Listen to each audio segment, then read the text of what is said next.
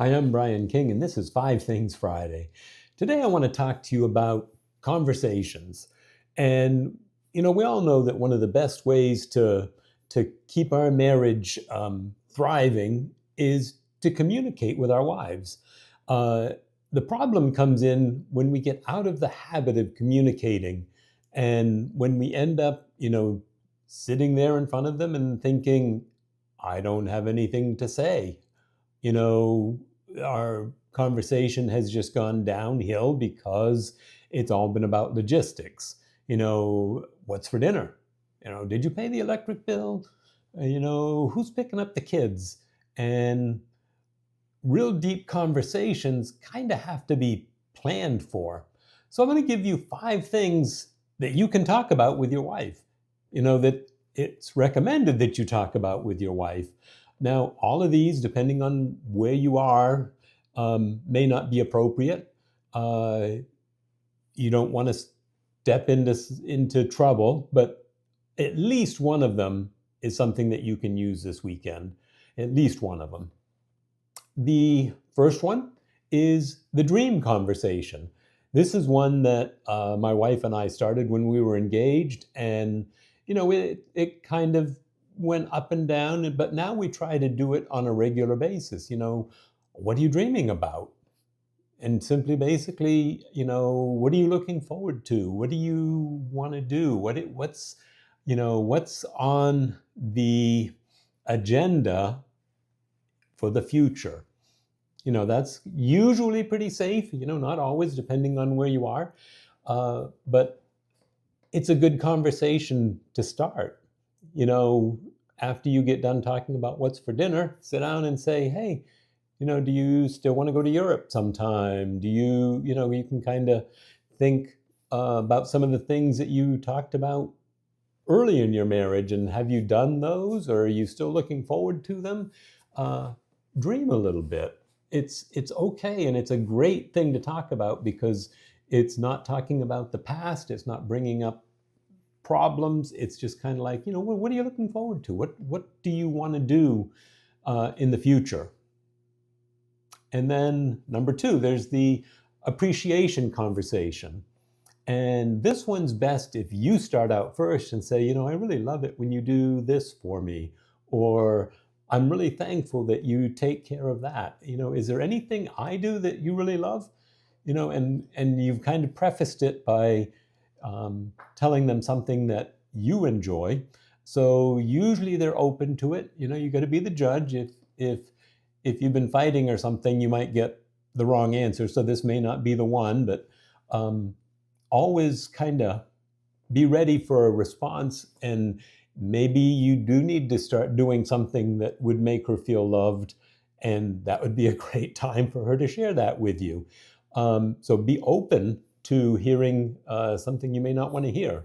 But it's a great conversation to have because it can open up what an issue is. Instead of waiting until it becomes a big issue, you catch it early. It kind of resets the focus from what's wrong to what's right, because it's like, is there something that you love, something I do that you love, that makes you feel loved? Then it gives her an opportunity to think about it and kind of put that in perspective. Another good conversation is the memory conversation. What's one of your favorite memories, about us? It's reminiscing, and it tends to build gratitude. It makes you think about where you've come from, and reminiscing is one of the keys to getting over contempt. If there's been some contempt building up in the marriage, Dr. John Gottman's research showed that if couples would reminisce, that it could kind of bring the spark back to their relationship. Talk about the times when things were good and what they were looking forward to then, and what were the happy times. And that reminiscing, and it kind of just brings back the feelings that you had back then. And that's usually a really safe one and a really good one. If you are uh, having some trouble, this is probably the one to focus on, because it's kind of bringing up, the times that were good. And um, just think about what your favorite memory was. You may need to prime it and start with it. But that's a good thing. And then number 4, this one can be dangerous, uh, but it's a real practical one. It's the check-in conversation. And it's where you say, how are you doing? And you kind of like, really, how are you doing? And there's no judgment, and you always present it in a way where you're curious about it, and I think you'll find out where she's thriving, and you'll also find out where she's struggling. So that's good to know before it becomes a bigger issue. And again, this one, you don't want to have it jump into a State of the Union problem. You don't want to make it into uh, you know, turn it into a fight. So this one you kind of need to be careful with, because if you have been having problems, you're going to get a negative response right away. How I'm doing, and what's going on, and so just kind of judge that one.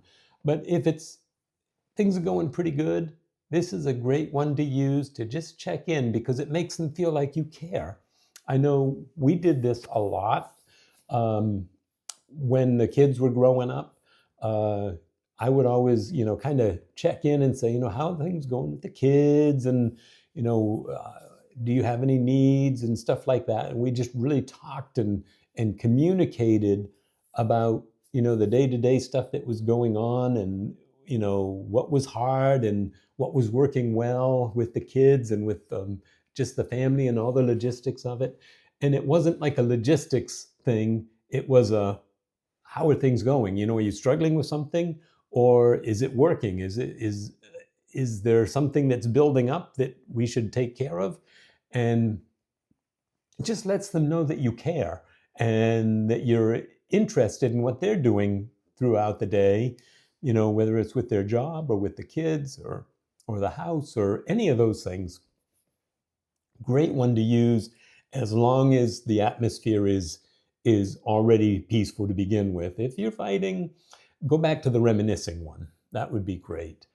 Number 5 conversation you can have, the fun conversation. Ask, what's something fun that we could do together this weekend? Maybe it's something you haven't done before, but you know what? With marriage, fun is not optional. It's oxygen. You need to have fun in the relationship. You need to have something to be looking forward to. I know that my wife gets really down if she doesn't have anything to look forward to. So this is a great one to kind of not only have some short-term things like, okay, hey, tonight we're going to go out, and then on Saturday we're going to do this, and there's a concert and a play or whatever.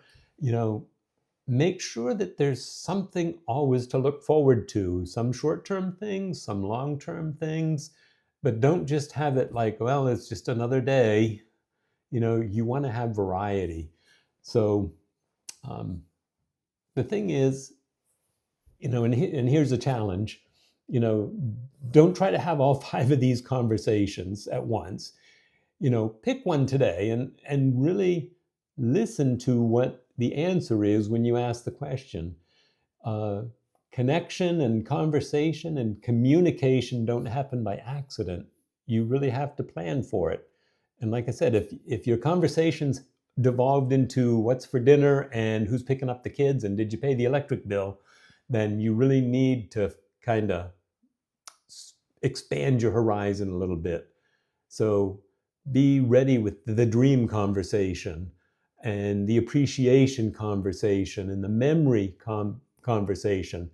Always start with the memory conversation. What's one of the most favorite memories you have of us? Because that can kind of bring connection back, and it's a good starting point. If things have been peaceful, do the check-in conversation. How are things going?